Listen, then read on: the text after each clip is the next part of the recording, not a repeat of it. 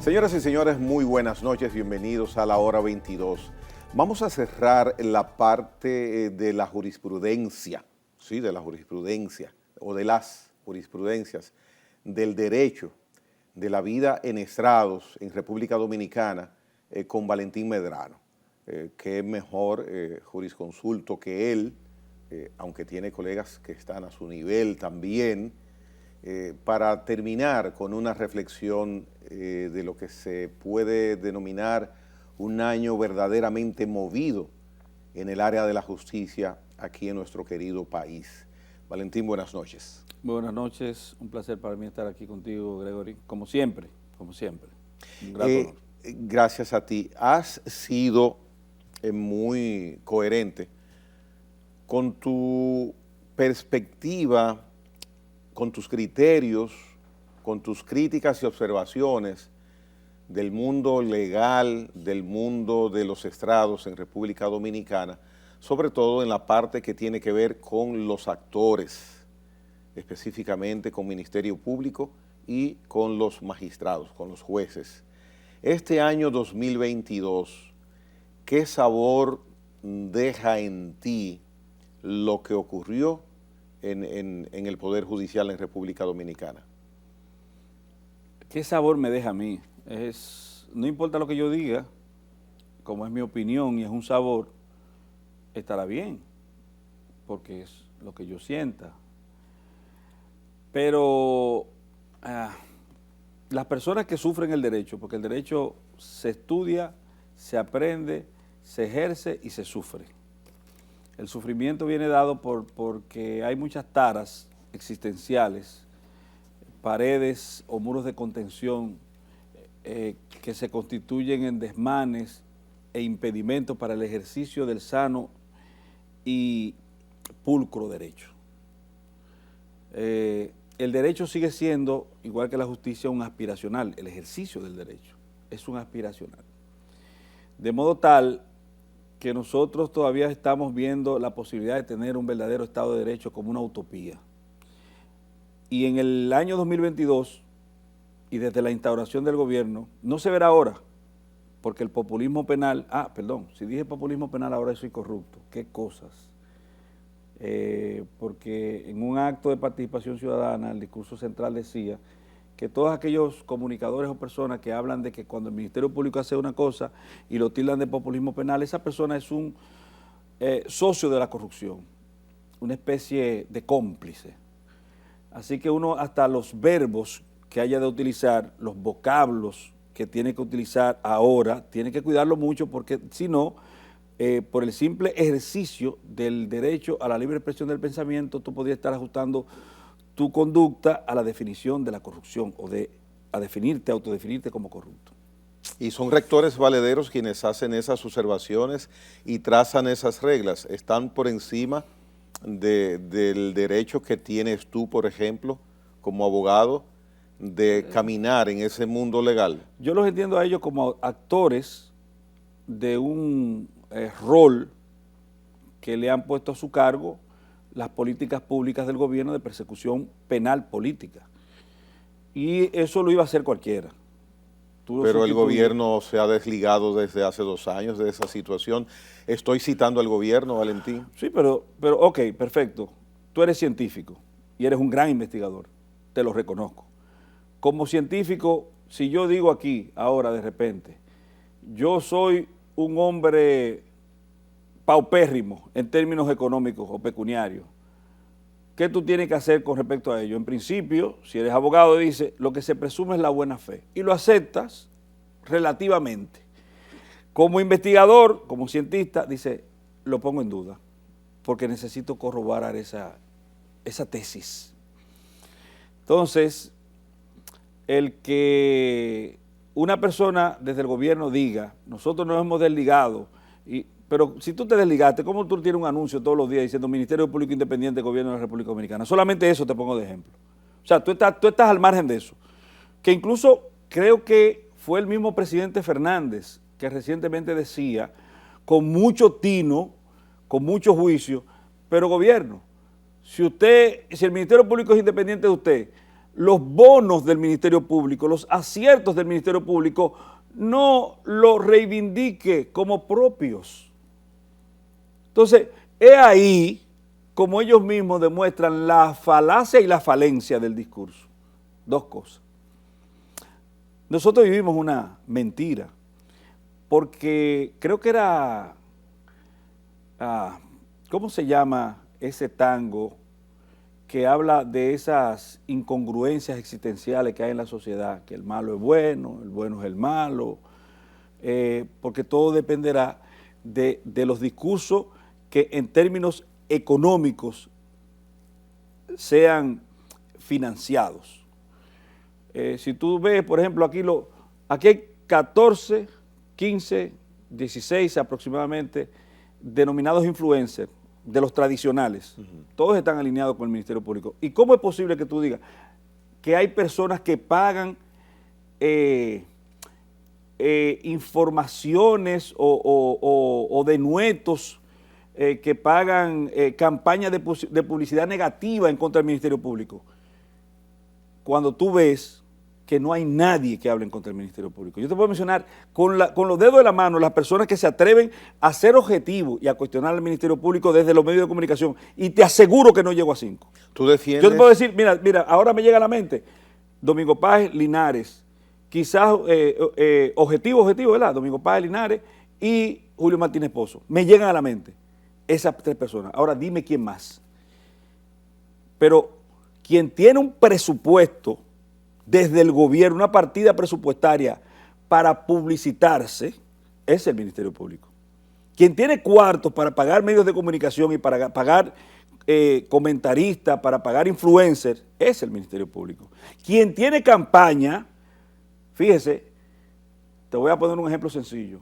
Caso Donald Guerrero, que todavía no se ha desarrollado, no ha empezado. Y ese ejemplo que anuncias como ejemplo sencillo, ¿es tan sencillo? No, yo te estoy poniendo el caso de Donald Guerrero, pero no voy a ese si es sencillo o si es difícil. Te estoy diciendo, ¿desde cuándo lo están sazonando los medios de comunicación? ¿Desde cuándo están filtrando información? ¿Desde cuándo están diciendo que se hizo? Parecería como si ese tema, ese caso de Donald Guerrero ya estuviese en los tribunales. Es bastante conocido. Porque en la política del Ministerio Público o cualquier política tendente a la consecución de un objetivo, lo primero que tú tienes que hacer, mi compadre dice, que el 50% del pleito es el allante, pero el 50% del pleito, en términos jurídicos, es ese discurso que tú haces vender y que tú haces que cale en la mente de la población, de forma tal que nadie va a cuestionar cuando tú lo agarres preso y lo metes en una ergástula, porque ya tú preparaste, condicionaste emocionalmente a la gente para aceptar una realidad. Vendiste la idea de que hay un acto de corrupción, vendiste la idea de que ellos son culpables, vendiste la idea, muy bien vendida, de que esa persona no sirve. ¿Esa práctica es nueva? No, Goebbels.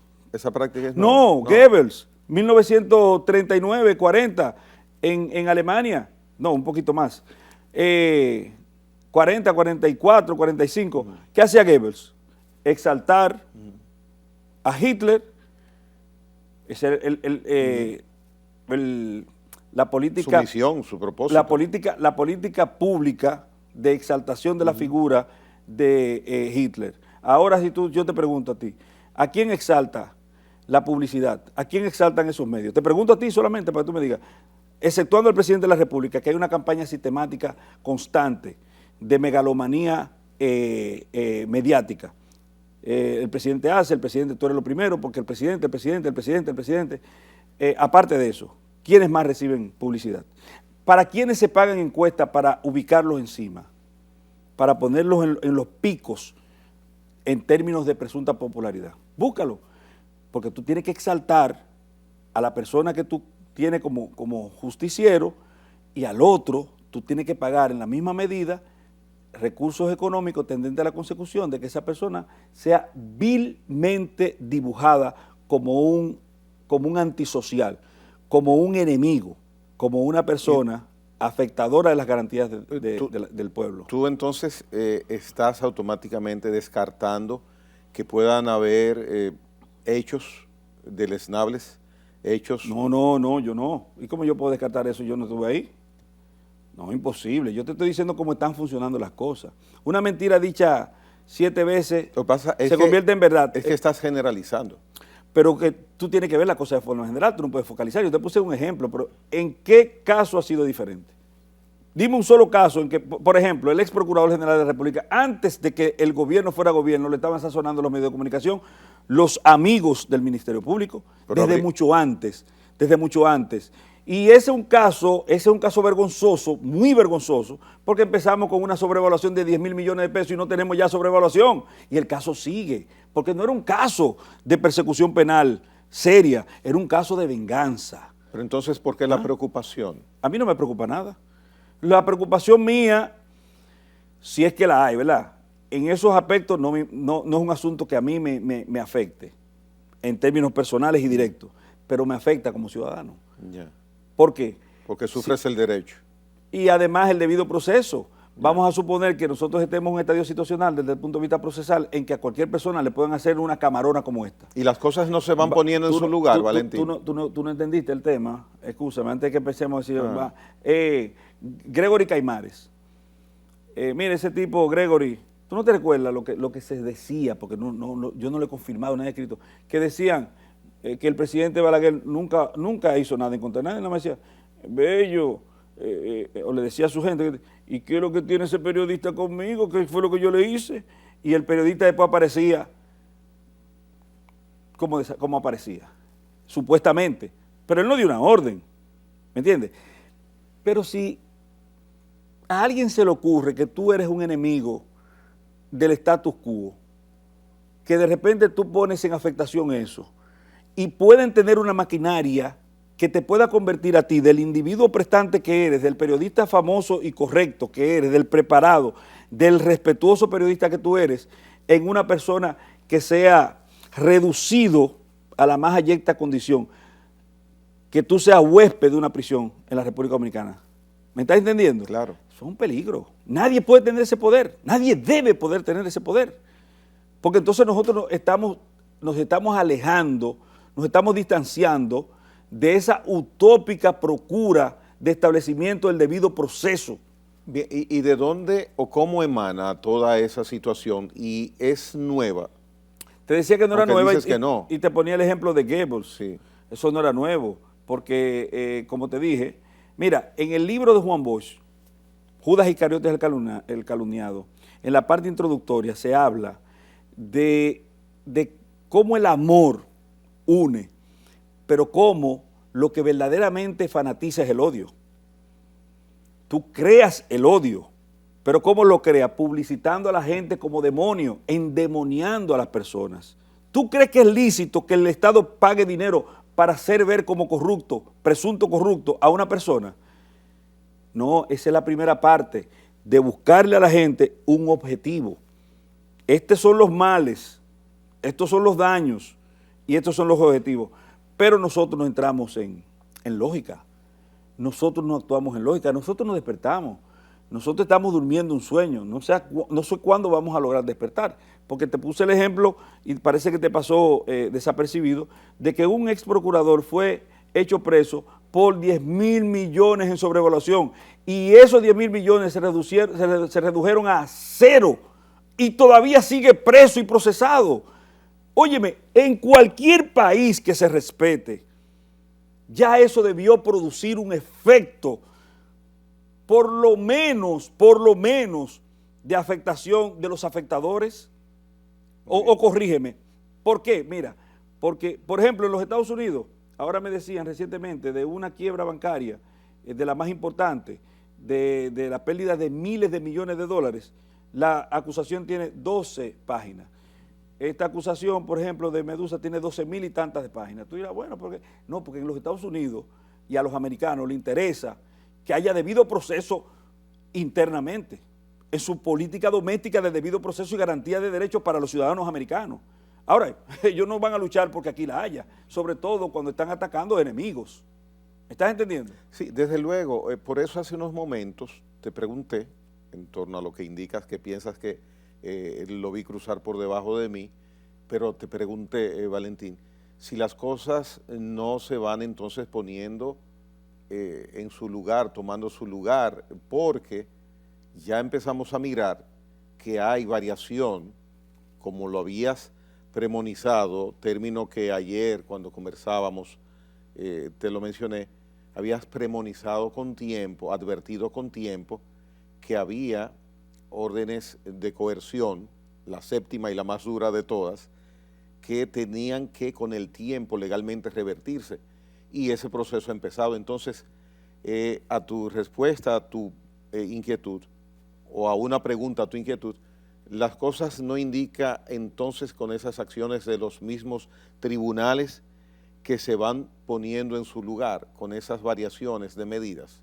y otras que, como la del ex procurador, también has indicado que tendrá que ocurrir en su momento. Tal vez no ocurra, porque tú tienes que ver... Pero has visto precedentes ayer, Valentín. Pero tiene que ver los acontecimientos en su momento y preguntarte la razón de ser. Pero perdóname, tampoco, disculpa. ¿Tú crees en la teoría de conspiración? Perdona, el espacio es tuyo. Ahora bien, no es solamente el ex procurador, te he puesto dos o tres muestras. Yo te voy a analizar esa muestra y te voy a decir por qué con el procurador tal vez no ocurra. Primero porque el gran odio que se tiene y la gran venganza de todos los actores del proceso es contra el procurador, del presidente, de doña Miriam, de los demás actores del proceso. Es contra él y todo el mundo sabe por qué. Entonces, no, porque aquí nosotros no somos suecos, o sea, o nos vamos a engañar. Ya. Entonces, no hay un fortuidad. enemigo del procurador acérrimo, y enemigo de los intereses del pueblo dominicano, digo yo, que se llama participación ciudadana, hace un acto días antes de que se cumpla la medida de coerción, el cese de la prisión preventiva del ex procurador, y glorifica a sus captores y persecutores. O sea, tú me vas a decir a mí que tú crees que eso fue aislado, que eso no fue pensado. Yo no te lo puedo decir, pero Okay. estoy seguro, Ajá. porque quizás yo no tenga calidad para... La tienes, tú eres un opinarte sobre investigador, eso. tú eres un investigador, la tienes. Pero hay muchos colegas tuyos, hay funcionarios que sí pueden decírtelo. Sí, hay mucha gente que puede decirlo, pero nadie lo dice. Aquí todo el mundo está en miedo. Es verdad, mira, aquí todo el mundo tiene miedo. Militares metidos en miedo, iglesias metidos en miedo, políticos metidos en miedo, porque el Estado demostró que es capaz de perder el control y perder todo lo que tiene que ver con eso, esas, ¿cómo te digo? Ese respeto por ciertas instituciones. Aquí todas las instituciones han sido degradadas. La policía, que no sirve. Oye, el discurso, dame un segundo antes de volver al... Yo sé que tú tienes que ir a la pausa. Sí. ¿Tienes que ir a la pausa? Pues yo la anuncio. No, termínalo. No, pues yo la puedo anunciar Sí, la pausa. Termínalo y anúnciala. No, así tampoco. Pues bien, pero aquí todas las instituciones, todas, al inicio de este gobierno, fueron desmeritadas. Todas. Tú podrás decir, bueno, que hay gente corrupta en una parte o la otra, porque nosotros no somos quienes para decir que no. Pero tú me vas a decir a mí, mira, aquí está presa la iglesia evangélica, cuestionada la iglesia católica, el ejército, las Fuerzas Armadas, cuestionada, la policía llevada a su mínima expresión. ¿Qué institución? La Cámara de Cuentas fue allanada.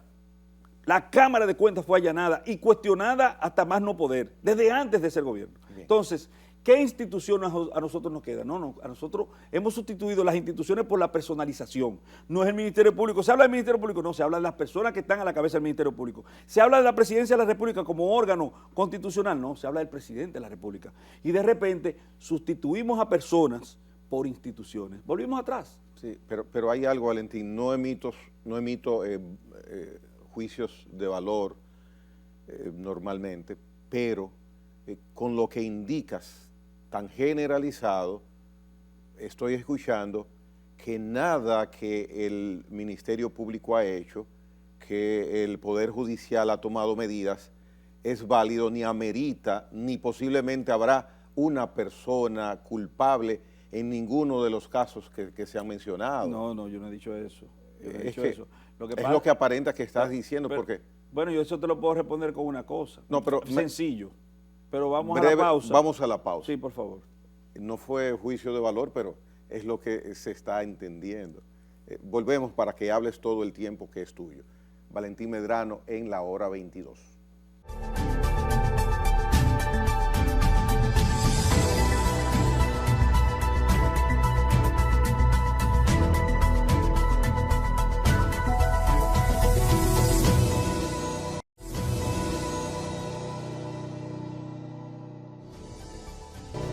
Valentín Medrano, has expuesto un tema con una vertiente, con un color interesante porque está cargado de convencimiento, aunque no se esté de acuerdo contigo. Entonces, tenemos el mismo Ministerio Público de hace 4, 5, 6 años. El mismo porque son las mismas caras, aquí en el distrito y en el interior del país. Entonces, desde todos esos años el Ministerio Público, en este caso el Ministerio Público, no me voy a los jueces, o incluyamos a los jueces, en esos 6 años, de 2 años para acá, ¿ha cambiado radicalmente o en los últimos años ha sido así siempre? Pero es que no se trata de cambiar a las personas. No, es que son las mismas personas. Se trata de cambiar la política pública de persecución penal. ¿Cambió hace 2 años o desde hace 6, 7, 8 años es igual? Porque es el Ministerio Público, el mismo. Pero atiéndeme. Las personas pueden hacer reingeniería de sí mismas. Y de repente una persona puede hacer un mea culpa. Supongo yo que eso fue lo que pasó, porque como tú bien dices, todas las personas que están como protagonistas del Ministerio Público, exceptuando a doña Miriam, todos son miembros del Ministerio Público con antelación. O hicieron una catarsis, o tuvieron una epifanía, o el Señor los cambió de golpe y porrazo, o son las mismas personas, o hicieron reingeniería de sí mismos. ¿Qué piensas, qué dices que pasó?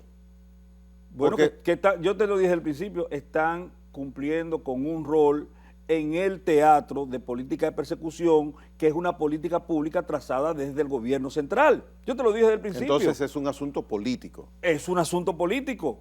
Eso es una decisión política. Ellos la pueden enmascarar y decir nosotros no nos metemos, nosotros tal cosa, pero fíjate que nada más hay presos del PLD. Solo hay presos del PLD. Y se dice que se están investigando unos actos de corrupción en educación y que por allí, que por allá.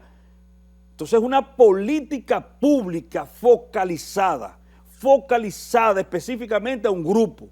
Esa es la realidad y no hay, exceptuando un caso, exceptuando un solo caso, que yo se lo dije y lo dije aquí, en este programa, a fulano le van a dar prisión preventiva y a fulano lo van a dejar preso.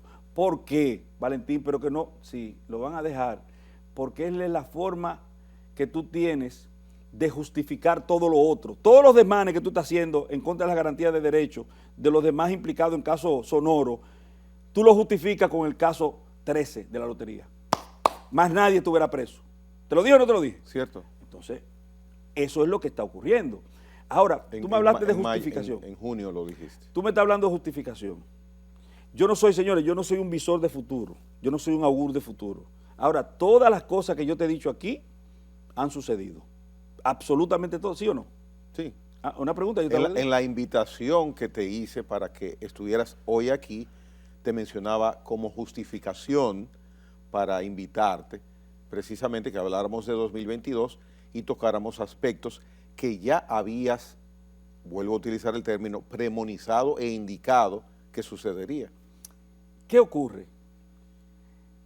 Cuando tú me preguntas si se ha venido dando el desmonte inicial que se dio de toda esta parafernalia procesal, arbitraria y abusiva, que la gente puede que se monte si usted quiere, a mí poco me importa. ¿Por qué? Porque yo estoy convencido honestamente de lo que estoy diciendo y lo he pasado por el tamiz y el rigor de los científicos y he consultado a gente sesuda como tú para saber si estoy equivocado. Entonces, como me dicen que no, aunque no, muchos de ellos no se atrevan a decirlo en público, yo acepto como bueno y válido que estoy del lado de una razón. Por vía de consecuencia, cuando emito estos criterios, no, yo no estoy defendiendo la corrupción. Falso. Yo no soy cómplice de corrupción por emitir un criterio que está abigarrado de las garantías de derechos insertas en la Constitución y en las leyes. No es que usted me diga a mí que las leyes dominicanas son muy garantistas, no, es que usted tiene que cumplir con las leyes que hayan. porque esas son las leyes. Ahora, cuando usted entienda que una ley no debe aplicarse, usted procura a alguien con iniciativa legislativa para que cambien la ley. Pero mientras la ley exista, la ley debe ser la que rija. Atiéndeme por qué lo digo. Lo digo por lo siguiente. Yo dije desde el principio, y te pongo a ti de ejemplo, de nuevo, Gregory Caimares, señores, periodista dominicano, conspicuo, excelso, investigador, responsable, todos los calificativos buenos que usted puede tener para una persona, en términos personales y profesionales lo tiene, lo reconozco. Pero Gregory tiene varios programas de televisión, Gregory tiene su oficina, Gregory tiene su familia, Gregory tiene hijos. ¿Sabe cómo se llama eso? Presupuesto. Artículo 229, numeral 1 del Código Procesal Penal. ¿Sabe lo que eso implica? Que Gregory Caimares no puede ser susceptible de reconocimiento en él de peligro de fuga en un proceso, por vía de consecuencia, no califica para prisión preventiva. Tú, Gregory Caimares, entiéndelo, tú no calificas para prisión preventiva. Indefectiblemente de la gravedad del hecho, como se dice. No calificas, pero hay un problema. En la República Dominicana eso no se respeta. Ninguno, atención, ninguno de los sometidos, y lo dije en el caso Odebrecht, lo dije en un programa hermano, y fue tendencia, y me criticaron y me cuestionaron, señores, ninguno de los sometidos en el caso Odebrecht son susceptibles de peligro de fuga y por vía de consecuencia no puede aplicarse la prisión preventiva. ¿Y sabe qué resultó años después? Que resultó que de 14 imputados, eso es una estadística que yo quiero que tomes en consideración, y ustedes también, pueblo dominicano, de 14 imputados iniciales en Odebrecht, olvídese si eran todos los que estaban o no eran, olvídese de eso, fueron 14 imputados iniciales, solo 2 fueron condenados. Hasta ahora, que podría ser que ninguno lo sea. Entonces, cuando tú defiendes el debido proceso de ley, no es para los culpables, no es para los presuntos corruptos, es para 12 personas que fueron sindicadas injustamente de la ocurrencia de un tipo penal. No es para los 2 que fueron condenados, que todavía con respecto a ellos está el manto protector de la presunción de inocencia. No, es para aquellos 12. Y para los que como esos 12 son inocentes que pueden ser sometidos, y toma las estadísticas. ¿Qué te quiere decir con eso? ¿Qué por ciento es 2 de 14? Ese es el porciento de error que tiene una acusación. Ese es el porciento de error. Entonces, yo te puedo poner en el caso, por ejemplo, Medusa, te doy el ejemplo de Altagracia Guillén, una total y absoluta inocente sometida en este proceso. No estoy hablando de culpabilidad, yo estoy hablando de superinocencia. Inocencia no es no culpable, inocedere significa no saber, viene del griego. Ella no sabe, pero la tienen ahí, arbitraria y abusivamente. Entonces, a mí yo no estoy hablando de que de debido proceso para el que usted considere que es culpable, y si es culpable o no es culpable, es un asunto que determinan los tribunales, no los tribunales mediáticos. Entonces, cuando te pongo el ejemplo, y ahí es, yo creo que esas estadísticas son justamente las que le dan en la boca a los alabarderos, a los presuntos justicieros, que no son más que zahirientes transgresores de la norma, porque yo no hablo de otra cosa que no sea la norma. 229 del Código Procesal Penal, ¿tiene arraigo? No puede aplicarse la prisión preventiva. Ahora bien, la prisión preventiva tiene un límite, lo dice el artículo 15, que es un artículo constitucional que está hermanado con el artículo 69, numeral 9 de la Constitución de la República, lo dice el 40 de la Constitución de la República, lo dice el artículo 15, y entonces se positiva en el artículo 241. Es el límite a la prisión preventiva, que no es de aquí, de este país solamente, como se decía, no, en todos los países que acogieron el Código Procesal Penal tipo para Iberoamérica, que es decir, todos los países que están al sur de los Estados Unidos, de habla hispana, en todo sucede igual. Entonces, la prisión preventiva tiene un límite, y el límite de la prisión preventiva en la República Dominicana son 12 meses, y esos 12 meses por influjo del artículo 372, tú lo puedes llevar hasta 18 meses, pero a los 18 meses cesa. ¿Cuál es el error y cuál es lo que ¿cómo se puede decir? La complicidad del sistema judicial. La complicidad del sistema judicial es que eso que dice cese, toda prisión preventiva cesa a los 12 meses, toda prisión preventiva cesa a los 18 meses.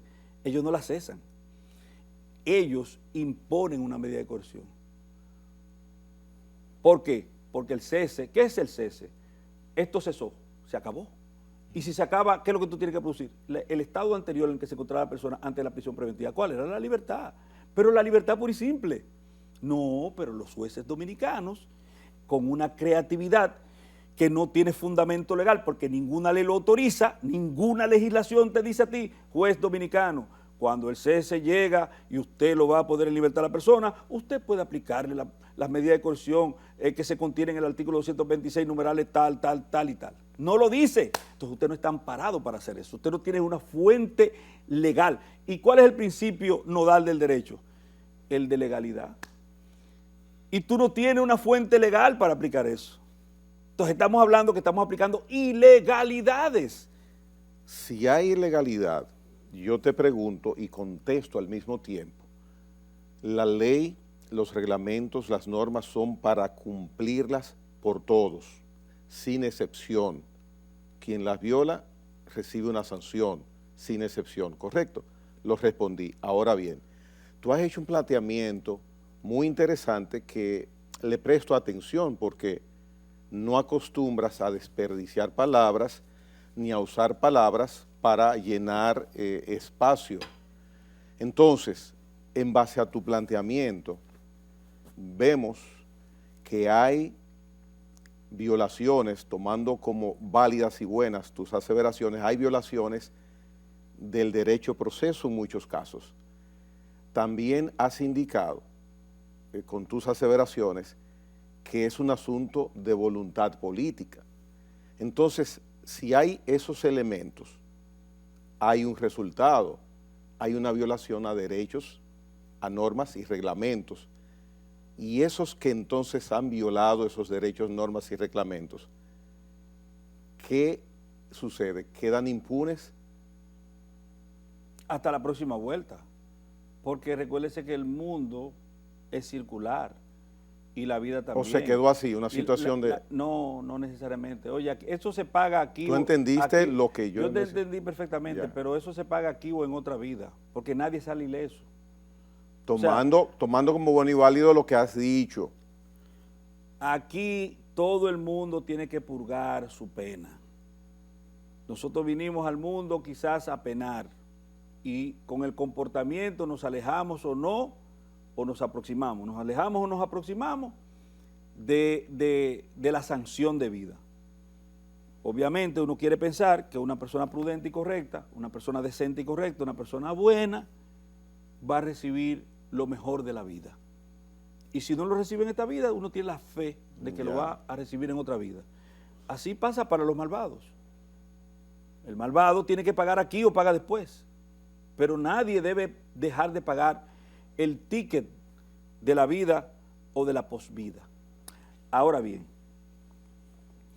yo quiero hablar de prisión preventiva, porque a ti te molesta un poco el tema, y le voy a hablar a la gente.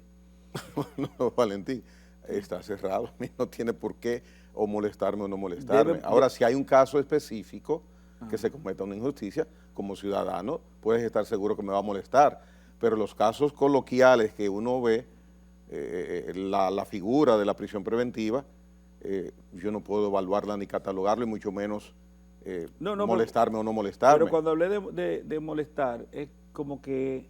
Me inquieta. En la psiquis de uno esa inquietud se mantiene como una penita que no llega a dolor de cabeza. Entonces, esa inquietud, yo te la quiero responder de la siguiente forma. ¿Qué es una medida de coerción? Lo hemos dicho aquí con antelación, pero quiero abordarlo desde este punto de vista. Una medida de coerción, señores, no es más que una forma en que el Estado, a través del Poder Judicial, mantiene conectado a una persona a los actos procesales de un proceso, valga la redundancia. Es decir, cómo usted va a acudir a las audiencias. Por ejemplo, si lo dejamos con prisión preventiva, está a cargo del Estado llevarlo a las audiencias.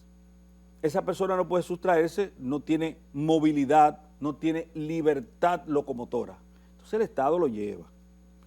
Si lo dejamos con una garantía económica, que es una de las medidas, esa persona tiene la obligación de acudir a las audiencias, pero si no va, si la garantía económica es a través de una compañía aseguradora, la compañía aseguradora tiene que hacer los aprestos para que esa persona comparezca al proceso. Es decir, que el único fin que tiene la medida de coerción es que la persona comparezca, que vaya a las audiencias. Y yo te voy a decir lo siguiente. Y a la gente que le han variado la medida de coerción, que no le han dado prisión preventiva, se han ido de los procesos. Te voy a poner el ejemplo del primero que, por ejemplo, en Medusa dejaron suelto a ese señor de Santiago, no recuerdo su nombre, apellido José, que era el publicista. Inacudió a los actos procesales. No fue a las audiencias, sí fue. A Alexis Medina, que le variaron ahora, no va a los procesos judiciales, va a los procesos judiciales. A Hidalgo, a fulano, que todo el mundo va a sus audiencias. Entonces, lo que te quiere decir eso es que las medidas de coerción, privativa de libertad no son necesarias para esos procesos, pero peor, las audiencias, a partir de que le variaron la medida a esta persona, cesaron, el proceso se acabó. No, el proceso siguió. Lo que quiere decir que por una medida de coerción diferente a la prisión preventiva, el mundo no se acaba y el proceso no se afecta. Por eso es que yo cuestiono el accionar de la Corte de Apelación de Santiago, que es vergonzoso, y eso hay que decirlo muchas veces para ver si alguna vez la gente que tiene que ver, los actores del proceso, cogen vergüenza, sé que tienen. Que la familia, que los nietos le pregunten, pero ¿por qué ese abogado que habla tanto disparate de la capital dice que ustedes jueces dan vergüenza? Porque dan vergüenza. ¿Qué se manifiesta en la Corte de Apelación de Santiago? Lo que pasó, un hecho específico. Al señor Juan Maldonado, de Comunidad Digna, un juez ciego, no vidente, le varió la medida. Mire, usted va para su casa. El Ministerio Público apela, recurre. Se presenta una primera audiencia. Él va a la audiencia, acude. ¿Cuál es el objeto de la medida de coerción? Acudir a las audiencias. ¿No es ese? Ok. Una segunda, él acude de nuevo, voluntariamente, nadie lo llevó, él fue. Pues mira, esa Corte de Apelación le varió la medida y lo volvió a meter en prisión. ¿Tú ves lo que es una vergüenza? ¿Tú sabes lo que dice? ¿La motivación cuál fue? No Valentín? importa la motivación, porque que no, te voy a decir, Valentín, eres abogado. Te voy a decir por qué no importa la motivación, porque el artículo 229, numeral 5 del Código Procesal Penal te dice: la actitud que voluntariamente asume un procesado en ese proceso o en uno anterior. Es decir, una persona a la que tú le diste ya una garantía económica, te pongo el ejemplo de Víctor Díaz Rúa o de Ángel Rondón, que tú desde hace muchísimos años ellos están en un proceso, pero están en libertad. Siempre han acudido al proceso. Nunca se han enfermado para no ir. Supongamos que se le presente otro proceso mañana. ¿Tú sabes lo que tiene que tomar como base el juez para determinar la medida de coerción? La actitud que voluntariamente ellos asumieron en el proceso anterior. ¿Solamente? No. Solamente, no, exclusivamente. Tú puedes Pregunto. tú puedes tomar lo que tú quieras, pero eso es... No, porque te digo, bueno, ahora añadió la ley 1015, añadió unos numerales. Lo primero es, para razonar respecto al peligro de fuga, lo que tiene que ver con el arraigo. Si la persona tiene arraigo o no tiene arraigo. Obviamente, si un juez antes determinó arraigo en un proceso anterior, a menos que la persona haya roto con todos los arraigos, si tenía familia, la mata toda o se mueren todas, si tenía dinero, lo perdió todo, si tenía tal cosa, si tenía una profesión, dejó de ejercerla o se volvió loco, bueno, lo que sea. No fue válida la justificación de la Corte. Los arraigos no se pierden. Ya. Entonces, prevalecen entonces. Por lo regular, en su gran mayoría, con honradas excepciones. Entonces, ¿cuál es el otro ámbito de discusión? La gravedad del hecho. Pero oye lo que hay con la gravedad del hecho y el daño a ser resarcido. Que dice la Corte Constitucional, tanto de Colombia como la Argentina, su par en Argentina, que esos dos elementos por sí solos no pueden ser los únicos a tomar en consideración para la imposición de una medida de coerción o para la retención de la medida de coerción. Vamos a una pausa, al segmento final de este programa, a la hora 22. Retornamos con Valentín Medrano en breve.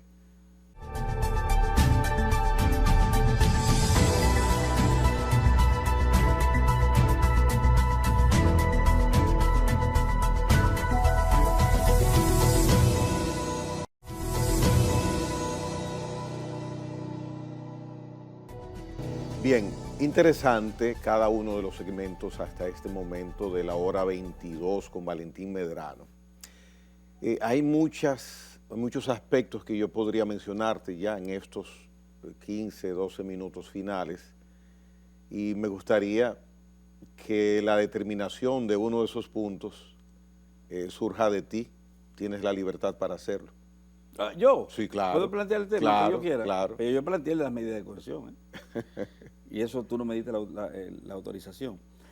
Pero, mira, no sé, me agarraste fuera de base un poco, pero yo creo que ayer, por ejemplo, que nosotros tuvimos la oportunidad de vernos en la actividad de la Defensoría Pública, el almuerzo de la Defensoría Pública para con los periodistas, los comunicadores, algunos comunicadores, el discurso de Rodolfo Valentín Santos, director nacional de la Defensoría Pública. Eficiente organismo como se está manejando. Un organismo, es una escuela. La Oficina Nacional de la Defensoría Pública es una escuela. El que pasa por ahí tiene un background que puede exhibir como una posible tendenciación a la casi perfección en lo que tiene que ver con el ámbito de la litigación penal en la República Dominicana. Muchachos bien formados, pero lo que quiero traer a colación y lo que quiero salvar del discurso de Valentín de ayer fue su compromiso y sus cuestionamientos a los cuestionamientos.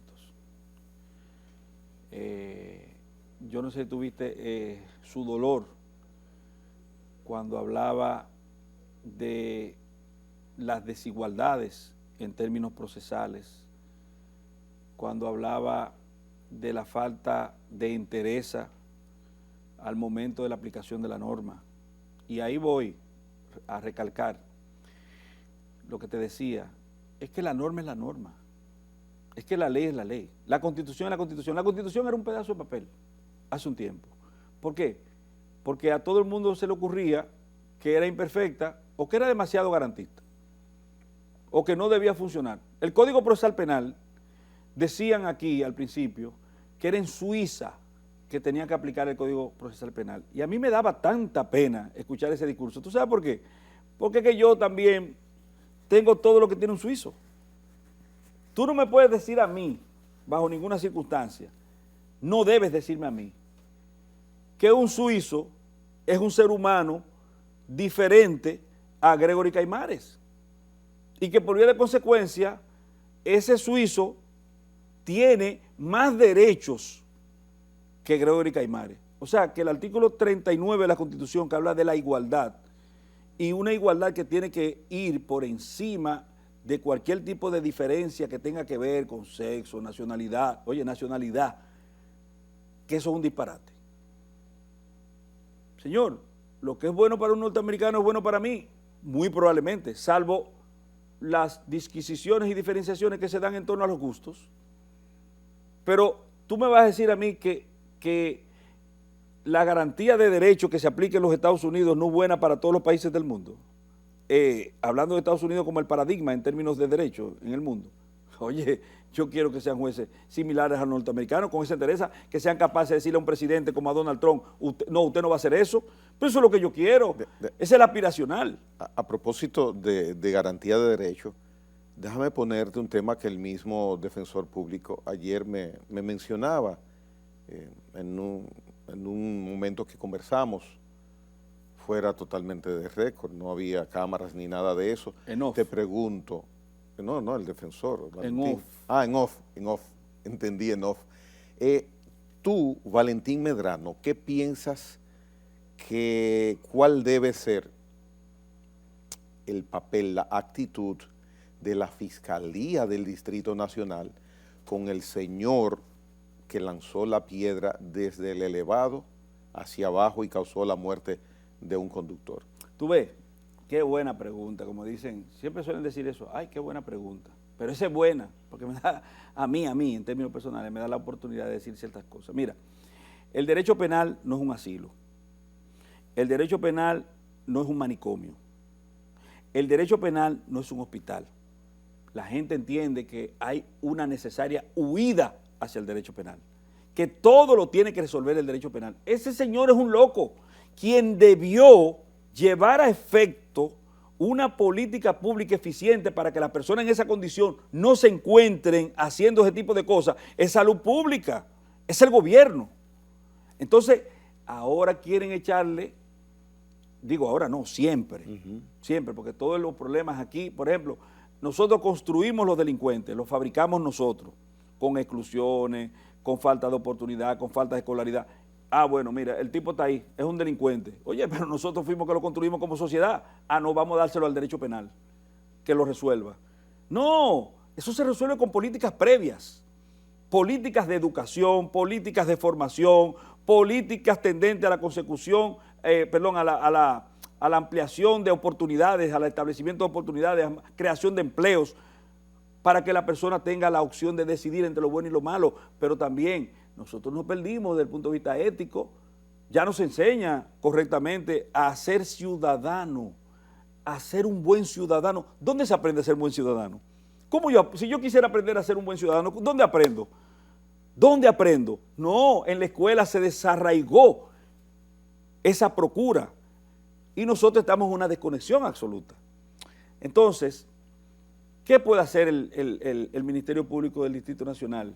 Que es un Ministerio Público en cuestionamiento y bombardeado desde la Procuraduría General de la República, porque tú sabes que no es santo de su devoción, porque la gente se olvida, aquí hablan de democracia, pero el Ministerio Público más indemocrático que hemos tenido en la historia es este. Este Ministerio Público vino y cercenó sin concurso la Fiscalía de Santiago, la Fiscalía de San Pedro, la Procuraduría General de San Pedro, la de Pedernales, la de Barahona.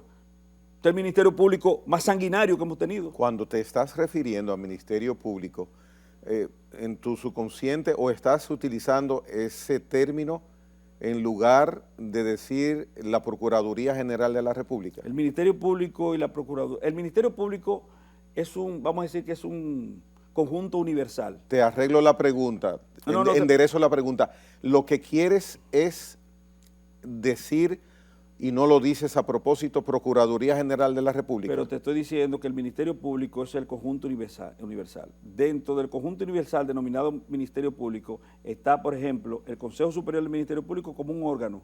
Está, por ejemplo, la Procuraduría General de la República como otro órgano, y así sucesivamente. Entonces, cuando yo digo Ministerio Público, englobo, pero no es que estoy excluyendo, pero podría ser más específico, si es lo que tú quieres. Sí. La Procuraduría General de la República. Okay. La Procuraduría General de la República de este país, con sus órganos rectores del Ministerio Público, cercenaron la cabeza, te digo, de muchísimos fiscales titulares, sin concurso. La gente que hablaba de concurso amañado, concurso esa gente llegó y descabezó. Fíjate que a un juez, me di cuenta ahora, que creo que se llama Cirilo, que está conociendo el caso Falcón, no sé cómo se llama el magistrado, a ese magistrado del Ministerio Público, este Ministerio Público, le puso una querella y le conocieron un juicio disciplinario. Yo no sabía eso.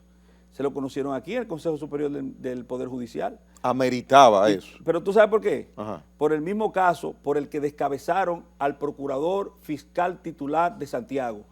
Y si el Poder Judicial dispuso que no había causa para la persecución de este juez y lo repuso en sus funciones, ¿qué debió hacer la Procuraduría General de la República y el Ministerio Público con el fiscal? Por el mismo caso, ¿qué debió hacer? ¿Qué tú crees que debió hacer? Disponer que él mismo estuviera otra vez en su propio puesto. Y doña Miriam Germán no es tan diestra, no es lo diestra como uno piensa, como para no facilitar ni propiciar esas situaciones que tú indicas. Una pregunta que supone cada o muchos de los televidentes. Lo que pasa es que tú no puedes abstraerte de una realidad. Ajá. lo mismo que te dije al principio. Ajá. Esos son roles en el teatro de la política pública de persecución penal. Porque te voy a decir una cosa, mira, te voy a dar un dato. Pero, atención, oye este dato que te voy a dar.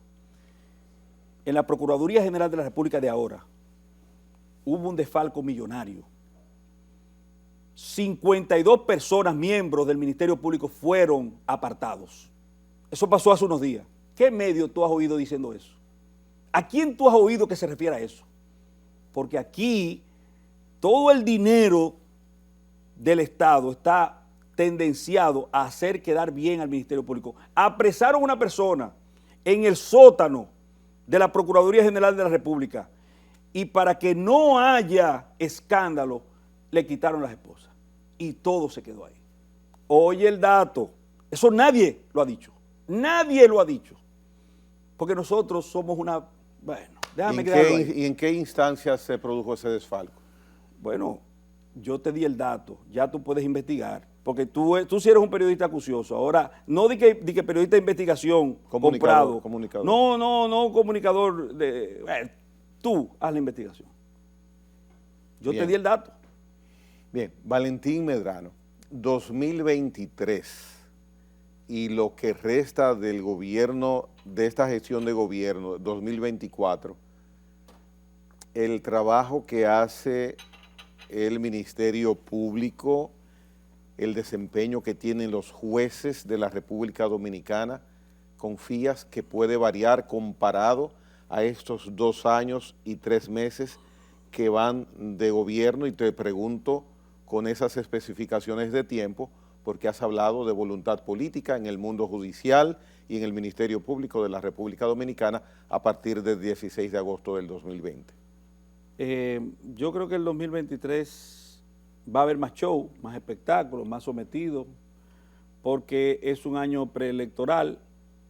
Dependiendo de cómo vayan las encuestas, van a haber más sometidos y más acciones procesales. Eso tú lo puedes tener por seguro. El próximo por venir, porque creo que las encuestas no andan muy bien, es el caso Donald, para reactivar y poder gastar dinero en publicidad de posicionamiento, que es penoso, porque eso a nosotros en términos personales nos duele, porque nosotros no estudiamos derecho para que sea un juego de políticos y política. El derecho no es para eso.